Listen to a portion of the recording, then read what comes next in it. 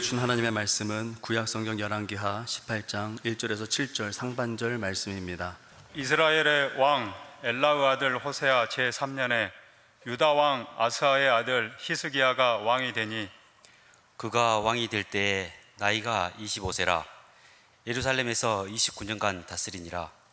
그의 어머니 이름은 아비요 스가리아의 딸이더라. 히스기야가 그의 조상 다윗의 모든 행위와 같이 여호와께서 보시기에 정직하게 행하여 그가 여러 산당들을 제거하며 주상을 깨뜨리며 아세라 목상을 찍으며 모세가 만들었던 놋뱀을 이스라엘 자손이 이때까지 향하여 분향함으로 그것을 부수고 누우스단이라 일컬었더라. 히스기야가 이스라엘 하나님 여호와를 의지하였는데 그의 전후 유다 여러 왕 중에 그러한 자가 없었으니 곧 그가 여호와께 연합하여 그에게서 떠나지 아니하고 여호와께서 모세에게 명령하신 계명을 지켰더라. 여호와께서 그와 함께 하심에 그가 어디로 가든지 형통하였더라. 아멘. 끊임없이 말다툼하는 마을에 대한 이야기입니다. 끊임없이 말다툼하는 마을. 근데 그 마을에 모든 사람, 두 번째 어떤 사람, 세 번째 누구라도, 그리고 네 번째 아무도라고 하는 이름을 가진 네 사람이 살고 있었습니다. 그런데 그 마을에 매우 중요한 일이 생겼고, 첫 번째 모든 사람이 그 일을 하도록 요청받았습니다.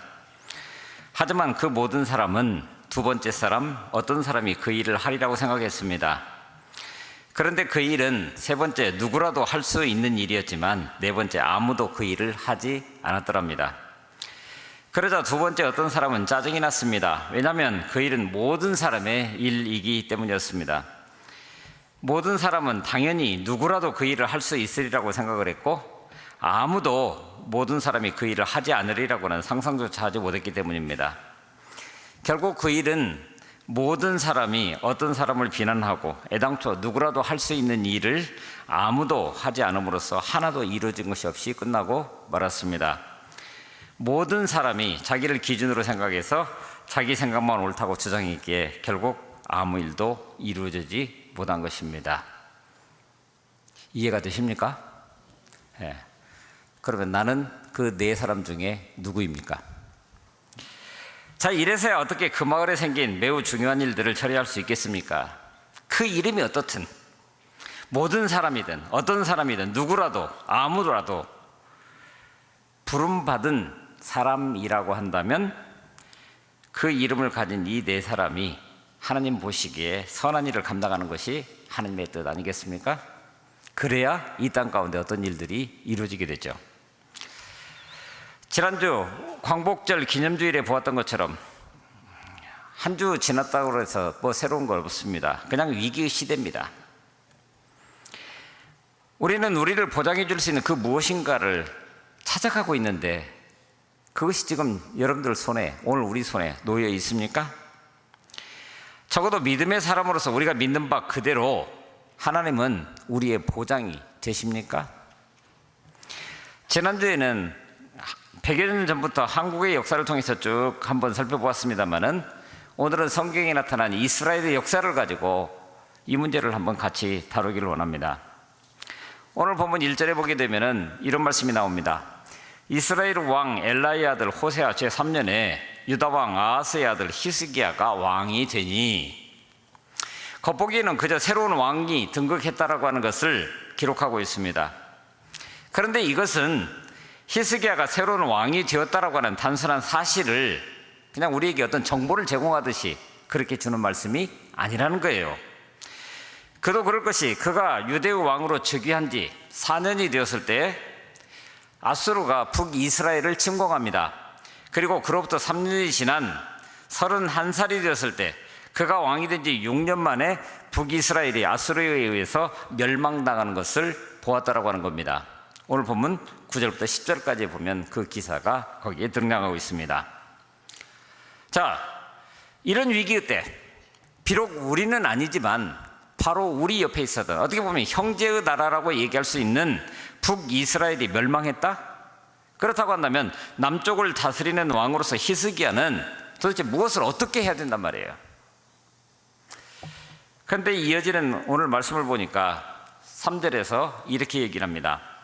히스기야가 그의 조상 다윗의 모든 행위와 같이 여호와께서 보시기에 정직히 행하여, 그리고 한 절 띄어서 5절 6절을 보니까 히스기야가 이스라엘 하나님 여호와를 의지하였는데 그의 전후 유다 여러 왕 중에서 그러한 자가 없었으니 곧 그가 여호와께 연합하여 그에게서 떠나지 아니하고 여호와께서 모세에게 명령하신 계명을 지켰더라.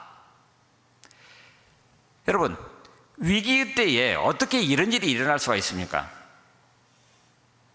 위기의 때에 어쩌면 히스기야는 바로 그런 상황을 접하면서 아버지 아하스 때에 일어났던 일들을 반추했는지도 모르겠습니다. 실제로 이사야 7장에 보면은 오늘 본문 16장과 관련되어 있는 아버지 아하스 때에 있었던 일을 기록하고 있는 걸 보게 됩니다.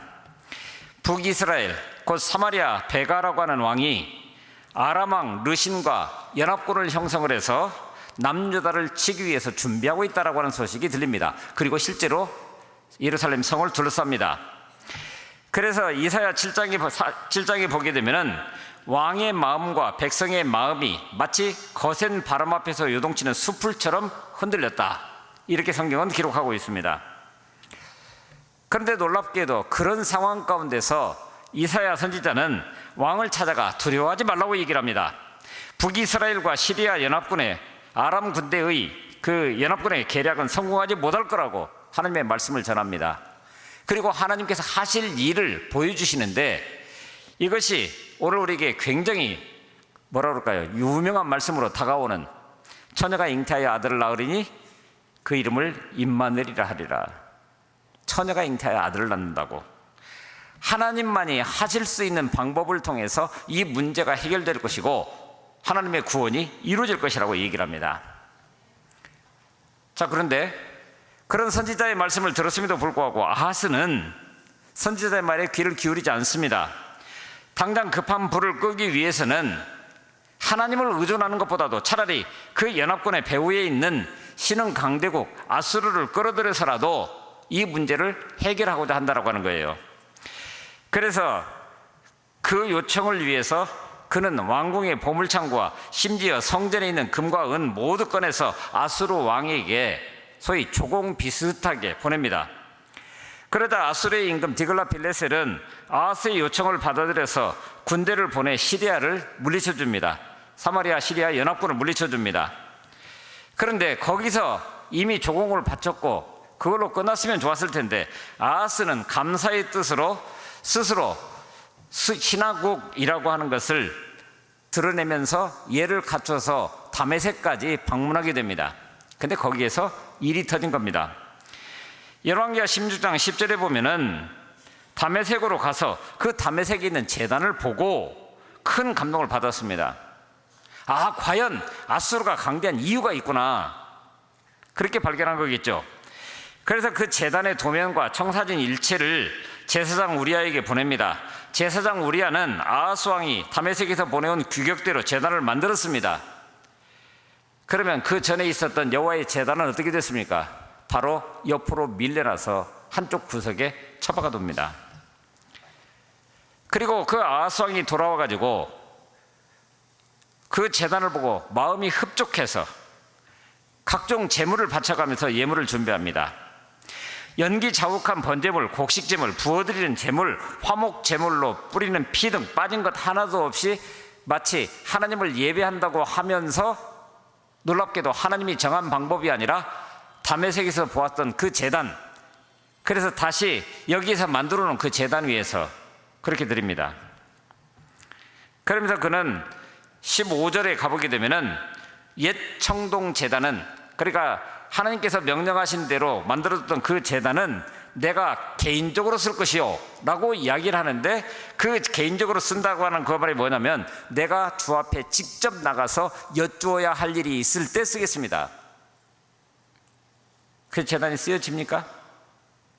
이미 그의 눈이 아수르에게 가 있는데, 그래서 아수르의 제단을 갖다가 여호와의 성전에다가 들여놓았는데, 그리고 18절 마지막 부분에 가보게 되면 그는 성전 안에 있는 물건 중에서 아수르 왕의 비위에 거슬릴 만한 것들은 모두 다 치워버렸다. 이렇게 기록합니다. 자, 그렇다고 한다면, 그런데 이런 아수르를 향한 열심이 남쪽 유다의 안전을 보장해 주었습니까? 아니, 이 정도 했으면 적어도 그만한 결과물이 있어야 하는 건데, 우리가 잘 알고 있는 것처럼 동서고금을 막론하고 한 국가와 국가 간에 영원한 우방도 영원한 적도 없다라고 하는 것이 여기에도 그대로 적용되고 있다라고 하는 거예요. 그리고 이제 그 아하스를 뒤를 이어서 히스기야가 왕이 됩니다. 그런데 놀랍게도 히스기야는 지금 조금 전에 말씀드렸던 것처럼 위기라고 하는 것을 경험하면서 아수르에서 가져온 종교 문화의 잔재를 청산하고 아수르로부터 독립하려고 시도합니다. 바로 아버지 아하스 때에 있었던 일을 기억하면서 히스기야는 남유다가 살 수 있는 길은 아수르를 의존하는 것이 아니라 오직 하나, 하나님께만 돌아가야 한다라고. 아버지 아하스 때에 사실 그런 일이 있었지 않습니까? 하나님의 시선으로 역사를 바라보는 예언자는 아하스가 하고 있는 모든 것을 보면서 이제 예루살렘은 파멸을 피할 수가 없다고, 그 백성이 수치를 당할 것이고 기름진 포도밭은 찔레와 가시나무로 뒤덮이게 될 것이고 세차게 흐르는 유프라테스 강물이 이스라엘 백성들을 덮쳐있게 될 것이라고 이사야 8장에서 있는 그대로 이야기를 합니다. 하나님의 백성들이 왜 이런 일을 겪어야 하느냐라고 하는 거예요. 그런데 놀랍게도 이사야의 대답은 너무나도 간단합니다. 그들이 하나님의 법을 따라 살지 않았기 때문이라고. 지도자들은 불의한 법을 만들어내고 그것으로 통치하고 양민들을 괴롭히면서 가난한 자들의 소송을 외면하고 가난한 백성들의 권리를 박탈하고, 그러면서 하나님의 마음이 머물고 있다고 생각했었던 과부들, 고아들, 이들이 뿔뿔이 흩어질 수밖에 없는 그런 삶들이 유다 백성들 가운데 있었다라고 이야기를 하고 있는 겁니다. 그러니 아수르의 침공은 그저 정치 외교적 역학관계 속에서 힘센 나라가 그렇지 못한 나라를 집어삼키고자 하는 시도, 단순히 그것이 아니라 다른 말로는 택한 백성이라는 이스라엘을 향한 하나님의 징계라는 측면이 있다라고 하는 것을 분명히 보여주신 것입니다. 그러니 이사야 선지자의 말씀대로 북이스라엘 한 나라의 운명이 끝나는 것을 보면서 아마도 그가 놀란 것만큼이나 말씀대로 살지 않으면 안 되겠다고 생각을 했던 것 같습니다. 그래서 그런 두려움 가운데 종교 개혁을 단행해 갑니다. 성전을 수리하고 우상의 단을 제거하고 성전 제사를 회복해 나가기 시작합니다. 또한 백성이 감사제물과 첫 열매 11조를 정직하게 하나님께 드리도록 교육하고 가장 중요한 유월절 절기를 지키도록 해 나갔습니다. 유월절 절기, 바로 우리가 도대체 누구냐라고 하는 것을 다시 한번 하나님의 택한 백성은 이래야 한다라고 하는 것을 있는 그대로 보여주는 그런 절기를 말하는 겁니다. 그런데 놀랍게도 그런 결과로 예루살렘의 온성이 어떻게 됐다고요? 바로 그 본문을 이야기하고 있는 역대하 30장 26절에서 27절까지를 보면 예루살렘에 큰 기쁨이 있었으니 이스라엘 왕 다윗의 아들 솔로몬 때로부터 이러한 기쁨이 예루살렘에 없었다고 이야기를 합니다. 그때 제사장들과 레위 사람들이 일어나서 백성들을 위해서 축복하였으니 그 소리가 하늘에 들리고 그 기도가 여호와의 거룩한 처소 하늘에 이르렀다고, 곧 하나님이 응답하셨다라고 이야기를 하고 있는 겁니다. 그렇죠? 북이스라엘이 멸망하는 것을 보면서 나 스스로나 내가 통치하고 있는 이 나라 남유다를 되돌아보면서 돌이켜 하나님 앞으로 나아가야 한다고 그렇게 생각하고 또 실제로 그렇게 하고 있는 모습, 그러므로 그 결과로 말미암아 하늘의 기쁨이 차고 넘치는 것을 그 나라가 경험했다라고 하는 거예요. 자, 여기까지입니다. 그런데 오늘 우리는 거기서 한 가지를 더 보게 되기 때문에, 그래서 우리가 질문하는 것이 정말 오늘 우리의 현실 속에서도 오늘 우리의 믿음의 고백 그대로 정말 하나님이 우리의 보장이 되실 수 있습니까? 라고 하는 이것입니다. 실제로 그것이 이제 나와 내 나라의 직접적인 위협으로 다가온다고 한다면 곧 아수르가 북이스라엘을 멸망시키고 이제는 예루살렘을 에워싸고 위협하는 상황 속에서도 과연 이스라엘 하나님 여호와만을 의지하고 그리고 여호와께 연합하여 그의 길에서 떠나지 아니하는 것이 지금 남쪽 유다까지를 지킬 수 있는 실질적인 방책이냐라고 하는 거예요. 실제로 13절에 보게 되면은 히스기야 왕 제14년에 아수르의 왕 사느립이 올라와서 유다 모든 견고한 성읍들을 쳐서 점령해 나가기 시작합니다. 이에 히스기야는 어떻게 반응을 했습니까? 겁을 먹고 악수르 왕에게 사람을 보내서 묻습니다. 어떻게 하면 이 전쟁을 마무리 지으시겠습니까? 그러자 아수르 왕이 참 어려운 조건을 제시합니다. 은 300달란트와 금 30달란트를 정해서 유다 왕 히스기야에게 조공으로 바치라는 거예요. 은 300, 금 30, 그러니까 별거 아닌 것 같아 보이십니까? 금 30달란트가 되면은 지금 현재 무게로 따지게 되면은 1020kg입니다. 요새 금 1g을 따질 때 한국 돈으로 따져보니까 6만 원 정도 됩니다. 그러면 1kg이면 어느 정도 되죠? 곱하기 1000, 6천만 원입니다. 거기다 또 동그라미를 3개를 더 붙인다고 한다면 그 당시 상황 속에서 보면은 자신의 모든 것을 다 내놔야 되는 그런 상황입니다. 그래서 성경 말씀을 보게 되면은 히스기야가 이에 여호와의 성전과 왕궁 곳간에 있는 은을 다 내주었고, 또 그때 유다 왕 히스기야가 여호와의 성전문의 금과 자기가 모든 기둥에 입힌 금을 벗겨서 모두 아수르 왕에게 주었더라 라고 성경은 기록하고 있습니다. 그런데 이게 어디서 많이 본 내용이죠? 바로 아버지 아하스대 북이스라엘과 그리고 아람 군대가 연합군을 형성해서 남유다를 쳤을 때 그 아버지가 아수르의 조공으로 바쳤던 내용, 그거와 똑같은 내용을 담고 있다고 하는 거예요. 그러니까 뭡니까? 적어도 북이스라엘이 멸망하는 과정을 통해서 오직 하나님만을 의존해야 된다라고 하는 것을 깨달아 알았음에도 불구하고 그 문제가 자기 스스로에게 직접적인 문제로 다가오게 될 때, 그래서 더 이상 아수르로부터 어떻게 해볼 수 없는 그런 상황이 되었을 때 그 스스로가 행했던 것은 내 생각, 내 판단, 내 경험을 따라서 내 나라를 지키기 위해서 그는 그렇게 했다라고 하는 거예요. 그랬으면은 아수르 왕 사네비립이 돌아가야 되는데, 하지만 돌아가지 않고 군대 장관 랍사게를 주축으로 해서 오늘 본문에 보게 되면은 대군을 거느리고 라기스에서부터 예루살렘으로 가서 히스기야 왕을 치게 합니다. 17절에 그렇게 되어 있죠. 남쪽 유다의 남쪽 부분에 있는, 그러니까 어떻게 보면 라기스가 함락되면 그 다음 유다는, 예루살렘은 별 볼 일 없이 무너질 수밖에 없는 바로 그런 요새를 치고 지금 올라오는 겁니다. 자, 그러니 어떻게 해야 됩니까?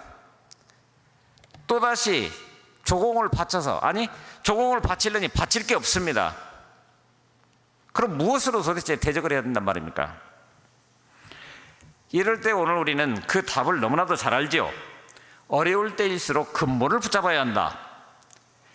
하지만 정작 어려운 일을 만날 때마다 오늘 우리도 그러는 것처럼 어찌할 바를 몰라서 허둥거립니다. 그리고 임시 방편의 해결책을 찾아서 이리저리 헤매이기 일쑤입니다. 그런데 놀랍게도 그때 그 답은 이사야 선지자를 통해서 왔습니다. 외세를 의존하지 말고 하나님만을 의지하라고. 그랬으면 사람들이 예언자의 말에 귀를 기울였을까요? 아니, 아마 냉소로 응대했던 것 같습니다. 그렇죠? 현실적인 문제는 전쟁인데, 그런데 무기로, 군사력으로 대응하는 것이 아니라 하나님의 뜻을 붙들라고요? 평화로운 시절이라고 한다면 아멘하고 고개를 끄덕거릴 수 있습니다. 내 문제가 직접적인 내 문제가 아니기 때문에. 그러나 그런 급박한 시점에는 싸워서 이겨야 되는 그런 순간에 이 무슨 이상론이냐고 비웃었던 것 같습니다. 적들의 위협은 너무나도 구체적인데 무려 20만이라는 되는 대군이 예루살렘 성을 감싸 안고 있는데, 그것에 비해서 하나님의 도움은 너무나 먼 데 있는 것 같다라고 하는 것입니다. 그것은 우리라 해도 어쩔 수 없을 것입니다. 고민이 아닐 수 없습니다. 지금 우리가 겪고 있는 문제가 딱 그 짝 아닙니까? 하지만 당대의 선지자 이사야는 사람들에게 구원을 말하면서 소위 마술적인 구원을 이야기하지 않습니다. 그 위기가 고통 없이 끝나리라고 말하지 않습니다. 고통을 겪을 수밖에 없습니다. 하지만 그들이 잊지 말아야 할 것이 하나가 있다고. 그 시련과 고통 너머에서 이미 하나님의 구원이 시작되고 있다고. 그러므로 시련의 때는 멍하게 흐려졌던 정신을 가다듬을 때라고. 그래서 우리 삶의 주인이 아닌 것들을 과감하게 털어내고, 그리고 오늘 우리 삶의 주인을 찾아서, 이 나라 이 민족의 주인을 찾아서 그 앞에 서야 한다고. 보십시오. 그 말을 듣고 과연 히스기야는 먼저 랍사게 등이 심리전을 벌입니다. 그런데 36절에 보게 되면은 그러나 백성이 잠잠하고 한마디도 그에게 대답하지 아니했다라고 얘기를 합니다. 이유가 뭐냐면은 왕이 명령하여 대답하지 말라 하였습니다. 성경은 그렇게 기록하고 있습니다. 자, 보십시오. 그 앞에 나와 있는 17장, 18장을 쭉 읽어보게 되면, 그리고 그 뒤를 19장까지를 쭉 읽어보게 되면은 놀랍게도 랍사게가 자신들의 언어가 아닌 유대인들의 언어로 이야기를 합니다. 그러니 성벽에서 전전긍긍하면서 지금 그 아수르 군대를 바라보고 있는 백성들이 그 소리를 다 듣습니다. 그런데 그의 입에서 나온 말은 이것입니다. 히스기야를 믿지 말라는 거예요. 그리고 히스기야를 통해서 하나님만을 바라보라고 그런다는데 하나님이 대책이 되느냐라고 얘기를 합니다. 그러면서 역사적으로 지금까지 오는 도중에 아수르를 피한 나라가 어디냐라고 하는 거예요. 세상에 수많은 민족들의 신들이 있는데 그 신들이 아수르 왕 앞에서 하나라도 지금까지 남겨져 있는 신이 있느냐라고 얘기를 합니다. 근데 이것이 지금 오늘 우리에게도 똑같다라고 하는 거예요. 실제로 그래서 이 본문을 가지고 미국의 콜롬비아 신학교의 브룩만 교수가 오늘 우리의 믿음의 현실 속에서는 두 가지 대화가 있다라고 얘기를 합니다. 하나는 Conversation on the wall. 지금 백성들이 성벽 위에 있습니다. 그리고 20만 대군이 둘러싸고 있는 그런 상황입니다. 그런데 그쪽에서 심리전을 벌이면서 오늘 우리를 밀고 들어오는데 너희 왕을 믿지 말라고 얘기를 합니다. 왕 아무 힘 없다고 얘기합니다. 너희들이 믿는 신 어느 신이든지 다 무너졌다라고 하는 거예요. 오늘 우리의 현실입니다. 우리 눈에 보여지는 것입니다. 그리고 현재 내 귀에 들려지는 바로 그런 이야기가 오늘 우리를 흔들고 있다는 거예요. 그런데 놀랍게도 히스기야는 두 번째 대화를 시도하고 있습니다. 바로 Conversation behind the wall이라고 표현합니다. 성벽 뒤편에서 아수르 군대가 보이지 않는 곳에서 히스기야가 지금 어떤 모습으로 하나님 앞에 서고 있는지, 그리고 백성들을 통해서 다시 한번 확증하고, 그러므로 그 확증한 것이 어떤 결과로 우리 가운데 나타날지를 기대하면서 기다리는 가운데 기도하는 그 모습. 그래서 히스기야는 열왕기하 19장 1절에 보니까 스스로 듣고 그 옷을 찢고 굵은 배를 두르고 여호와의 전에 들어가서 이스라엘 하나님 여호와 앞에 엎드리고, 그런데 보십시오. 그 옷을 찢고 굵은 배를 둘렀다고요? 이게 어떤 모습입니까? 하나님 앞에 처절하게 회개하는 모습입니다. 지금까지 내가 내 방식대로 살았던, 그리고 그러므로 말미암아 이스라엘 백성들이 하나님으로부터 멀리 떠나 있는 그런 상황, 그래서 그것을 내려놓고 여호와의 전에 들어가서 이스라엘 하나님 여호와 앞에 엎드려 기도하고 있는 그런 모습. 그리고 19장 2절부터 4절까지를 보게 되면은 선지자 이사야에게 현 상황을 알리고 중보적 기도를 요청하고 있는 모습을 보게 됩니다. 그런데 그 결과는요, 기록을 보게 되면은 아수르 왕 사느립은 군사 20만을 이끌고 유다를 공격합니다. 풍전등화의 위기입니다. 사느립의 전권을 위임받은 군대장관 랍사게는 말씀드린 대로 예루살렘을 포위하고 황복할 것을 권유했습니다. 당연히 백성들은 동요합니다. 히스기야 왕은 신하들을 이사야 선지자에게 보내서 지금 현재 우리가 겪고 있는 참담한 상황을 이렇게 표현합니다. 오늘은 환난과 징계와 굴욕의 날입니다. 아이를 낳으려 하나 낳을 힘이 없는 산모와도 같습니다. 주 그대의 하나님께서 그가 하는 말을 들으셨으니 그를 심판하실 것입니다. 그대는 여기 남아있는 우리들이 구원받도록 기도하여 주십시오. 그런데 놀랍게도 하나님께서는 그 기도를 들으시고 이사야를 통해서 왕과 백성들을 위로하시면서 사내립의 계획이 어떻게 좌절될 것인지를 구체적으로 보여주십니다. 하나님의 영이 사내립의 마음을 흔들어서 자기 나라로 되돌아갈 수 있도록 할 것이고, 그리고 그곳에서 칼에 맞아 죽을 것이라고. 그런데 이게 어떤 일입니까? 얼마 전에 하지 않아서 사내립은 어떤 나라가 자기에게 맞서서 군사를 일으켰다는 보고를 받고 급하게 전선을 옮겨가게 됩니다. 랍사게는 왕을 돕기 위해서 어쩔 수 없이 예루살렘의 포위망을 풀고 떠나면서, 하지만 조금 전에 우리에게 얘기했던 것을 이제는 편지로 남깁니다. 세상의 어떤 신도 아수르로부터 나라를 지켜줄 수 없을 거니까, 그리고 우리가 돌아온다, 각오해라. 히스기야는 그 편지를 가지고 성전으로 올라가 그것을 주님 앞에 펴놓고 기도를 올립니다. 그런데 이사야 37장 38장에 쭉 보게 되면은 그 기도의 내용이 오늘 우리로서는 상상할 수 없는 그런 기도를 합니다. 자, 여러분, 지금 아수르에 의해서 풀려날까 말까 하는 그런 순간인데, 이런 순간에 드릴 수 있는 기도가 어떤 것이겠습니까? 한마디로 우리를 구원해 주십시오, 이거겠죠. 그런데 놀랍게도 그는 이렇게 기도합니다. 이 세상의 모든 나라를 다스리시는 오직 한 분 보이신 아버지 하나님, 하늘과 땅을 지으신 분, 그러면서 구체적으로 사내립의 망언을 잊지 말아 달라고 청하는데, 그래야 되는 이유, 그의 손에서 구원해 주셔서 오직 주님만이 홀로 주 하나님이심을 세상 만방이 알게 하옵소서. 바로 오늘 우리가 구원받는 그 역사를 통해서 하나님이 하나님 한 분이시라고 하는 것을 세상 만방이 알게 해 주십시오라고 하는 기도를 올리고 있다고 하는 거예요. 기도는 응답됐습니다. 아시리아는 물러갔고 사내립은 그야말로 자기 나라에 돌아가서 살해당합니다. 그런 현실을 보았기 때문일까요? 이때를 반영한 시편 시인은 마치 우쭐거리는 어린아이처럼 이렇게 갑니다.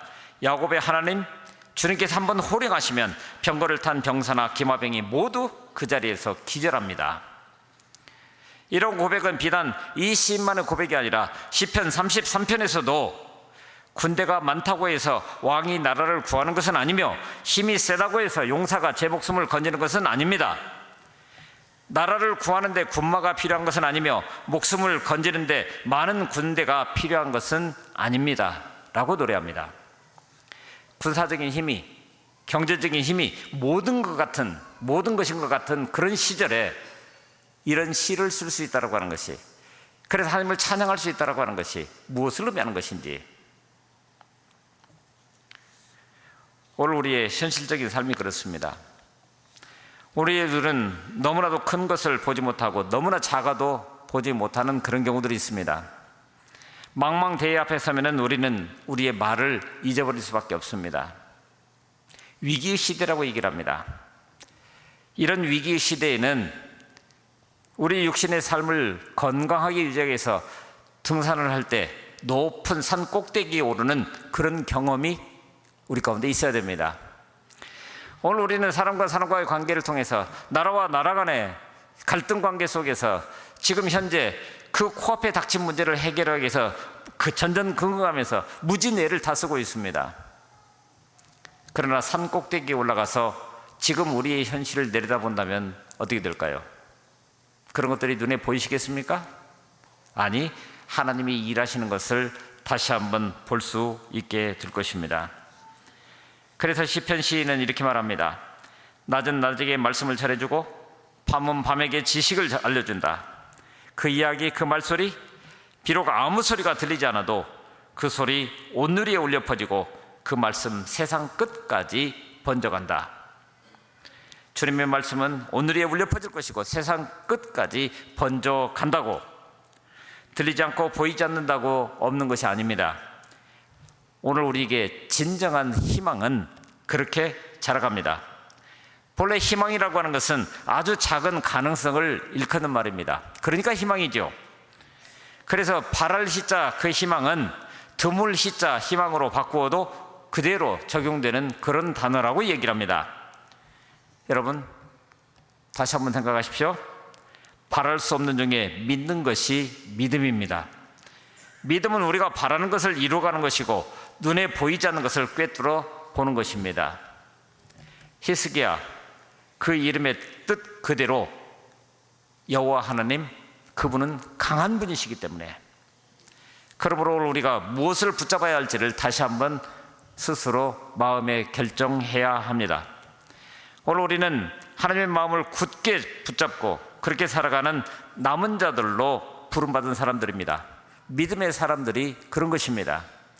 세상은 위기를 말하고 세상은 오늘 힘으로 아무것도 할 수 없다고 얘기하는 그런 가운데서 하나님은 하신다라고 이야기할 수 있는 사람들, 그러므로 그 하나님 앞에 서서 오히려 하나님의 마음을 붙들고 그 하나님이 우리에게 들려주신 그 말씀을 붙잡고 그 말씀을 따라 삶을 살아내므로 이 땅 가운데 진정한 소망을 줄 수 있는 그런 사람들, 그래서 오늘 이 땅을 새롭게 하는 그런 일들에 오늘 우리가 마땅히 서야 하는 것입니다. 오늘 우리는 그렇게 부름받은 사람들입니다. 오늘 우리가 무엇을 보고 있는지, 무엇을 듣고 있는지, 그리고 우리가 무엇을 붙잡아야 하는지 마음의 결단과 각오를 가지고 세상에 대하는 그런 우리 모두가 될 수 있기를 간절히 바랍니다.